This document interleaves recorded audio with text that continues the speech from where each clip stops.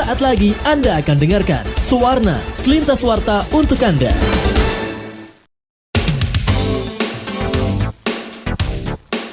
(107,2 FM KR Radio, media informasi dan hiburan. Baik sahabat KR Radio, saatnya kita ikuti Suwarna, selintas warta untuk Anda edisi hari ini. Sahabat KR Radio, dari Kota Yogyakarta diberitakan, pandemi COVID-19 telah memberikan dampak bagi sektor pendidikan, terutama dalam perubahan proses belajar mengajar. Karena kegiatan pembelajaran yang pada awalnya dilakukan secara tatap muka harus dilakukan secara daring untuk mengantisipasi adanya penularan COVID-19. Kondisi tersebut berdampak pada capaian pembelajaran yang dikhawatirkan bisa mempengaruhi kualitas pembelajaran. Sebab di masa pandemi seperti sekarang ini tidak bisa lagi menuntut capaian kualitas atau target kurikulum. Yang lebih utama adalah menjaga keselamatan dan kesehatan peserta didik, keluarga, dan juga guru. Menyadari hal tersebut, sejumlah upaya terus dilakukan oleh guru, sekolah maupun Disdikpora DIY untuk menjaga kualitas dan tidak terjadi learning loss atau berkurangnya pengetahuan dan keterampilan secara akademik. Kepala SMP Gotong Royong, Amelita BR Tarigan mengatakan, bagi sekolah swasta dengan kondisi siswa yang sangat beragam, model pembelajaran daring menjadi tantangan tersendiri, tidak hanya saat kegiatan pembelajaran, tetapi dari sisi hasil atau capaian pembelajaran. Karena dengan metode daring, capaiannya menjadi tidak maksimal. Meski begitu, pihaknya tetap bersyukur di tengah situasi pandemi dan keterbatasan yang ada, siswanya tetap semangat untuk belajar. Amelita pun menyatakan, sebagai sekolah swasta yang mayoritas siswanya berasal dari keluarga kurang mampu, SMP Gotong Royong sering mengalami kendala. Kendati demikian, pihaknya selalu berupaya memberikan layanan yang terbaik. Salah satunya membuat LKS bagi siswa untuk memudahkan pengawasan dan pemantauan. Tidak hanya itu, karena kemampuan akademik sangat beragam, untuk menjaga kualitas, pihaknya juga melayani konsultasi secara terbatas, dan tentunya dengan tetap mengedepankan protokol kesehatan. Menurutnya, jika dibandingkan saat tatap muka, hasil pembelajaran mengalami penurunan drastis. Tetapi semua itu harus disyukuri karena siswa masih tetap semangat dalam belajar. Hal senada diungkapkan Kepala SMA Negeri 9 Yogyakarta, Dr. Andes Jumadi MSI. Menurutnya, dalam situasi pandemi seperti sekarang, model pembelajaran jarak jauh atau PJJ masih diyakini sebagai cara efektif untuk mencegah penularan COVID-19. Meski demikian, bukan berarti pelaksanaan PJJ tidak mengalami hambatan, karena selama pelaksanaan PJJ tidak hanya menimbulkan tantangan bagi siswa, guru maupun orang tua, tetapi juga untuk jangka panjang dikhawatirkan akan mengakibatkan penurunan capaian kurikulum sampai kekhawatiran terjadinya learning loss. Kondisi tersebut menuntut kreativitas dan strategi sekolah agar adanya learning loss bisa dihindari.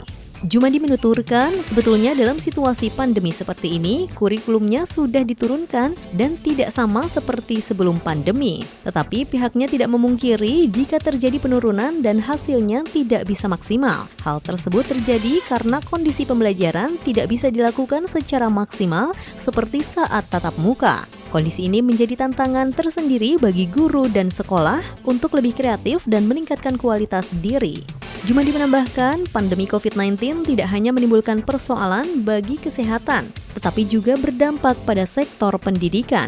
Untuk itu, agar siswa tetap semangat dalam belajar dan adanya learning loss bisa diantisipasi, membutuhkan sinergi antara sekolah dan orang tua.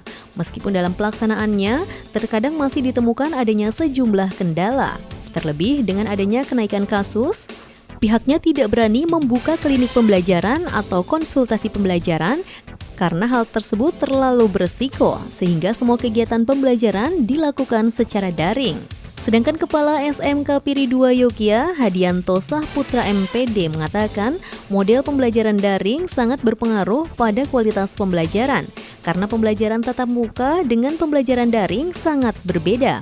Untuk penekanan karakter siswa lebih maksimal dengan tatap muka dibandingkan pembelajaran daring. Dampaknya, capaian ketuntasan tidak bisa maksimal. Menyikapi hal tersebut, sekolah tidak memaksakan target kurikulum harus tuntas. Menurut Hadianto, selama pandemi pihaknya tidak terlalu memaksakan target kurikulum. Untuk itu pihaknya lebih mengedepankan pembelajaran karakter, penekanan agama, pembiasaan pola hidup sehat, dan penerapan protokol kesehatan 5M serta penerapan kompetensi siswa yang bisa dikerjakan di rumah. Meskipun dalam pelaksanaannya, Hadianto mengaku banyak kendala yang harus dihadapi, di antaranya siswa cepat bosan karena sudah cukup lama melakukan pembelajaran daring, sampai semangat belajar siswa yang menurun.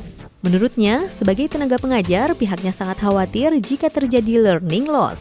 Karena hal itu tidak hanya berdampak ke sekolah saja, tetapi secara umum Indonesia telah kehilangan generasi yang berkualitas. Supaya hal tersebut tidak terjadi, mau tidak mau sekolah dan guru dituntut harus lebih kreatif.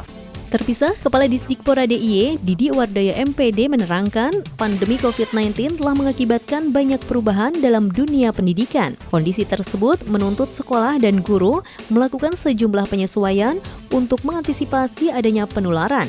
Meski Disdikpora DIY dengan dukungan sejumlah pihak telah menyiapkan strategi, tetapi capaian yang dihasilkan belum sepenuhnya sesuai dengan harapan. Karena jika dibandingkan dengan kondisi normal, hasil pembelajaran yang dilakukan dengan model daring mengalami penurunan drastis. Misalnya dari asesmen standar pendidikan daerah atau ASPD maupun nilai rapor hasilnya tidak seperti dalam kondisi normal. Karena rata-rata nilai kelulusan turun cukup banyak. Menyikapi hal tersebut, Disdikpora DIY bekerja sama dengan sejumlah pihak sudah menyiapkan strategi khusus agar tidak terjadi learning loss. Di antaranya, Disdikpora DIY sudah berkoordinasi dengan BTKP terkait dengan pembelajaran yang akan dilakukan. Selain itu, Didi menambahkan, beberapa perwakilan MKKS juga mengupayakan untuk mencari metode pembelajaran yang tepat. Karena pembelajaran tatap muka belum memungkinkan untuk dilakukan. Apalagi melihat kondisi sekarang ini, perkembangan kasus penularan COVID-19 di wilayah DIY semakin mengkhawatirkan. Laju positif COVID-19 DIY kian hari kian cepat. Oleh karenanya, Disdikpora DIY telah mengupayakan mencari metode pembelajaran seperti pelatihan pembelajaran kolaboratif. Pihaknya pun berharap dengan adanya metode pembelajaran yang tepat, kualitas pembelajaran bisa tetap terjaga dan tidak terjadi penurunan secara signifikan.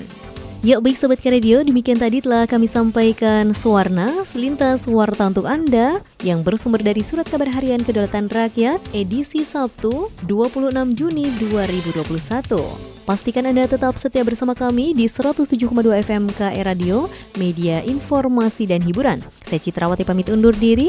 Terima kasih atas perhatian dan kebersamaan Anda, dan acara kita lanjutkan kembali.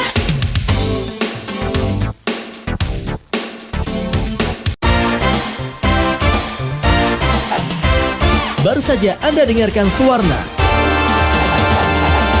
Terima kasih untuk perhatiannya.